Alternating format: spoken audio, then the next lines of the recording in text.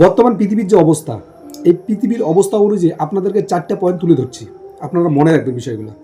1 নম্বর point, পৃথিবীতে কিন্তু অন্যায়, জুলুম এবং অবিচার কিন্তু বেড়ে যাবে। 2 নম্বর পয়েন্ট, পৃথিবীতে কিন্তু প্রত্যেকটা দেশে দেশে হত্যা, গৃহযুদ্ধ কিন্তু হতেই থাকবে, এটা কিন্তু দিন দিন বাড়তে থাকবে। গৃহযুদ্ধ হয়তো যারা ইতিহাস বোঝে তাদেরকে হয়তো বোঝাতে হবে না। 3 নম্বর পয়েন্ট, সংকট এবং বিশৃঙ্খলা বেড়ে যাবে কিন্তু। 4 নম্বর পয়েন্ট, মুসলিম দেশগুলো ধীরে ধীরে দুর্বল হয়ে পড়বে এবং বিভক্ত হয়ে পড়বে।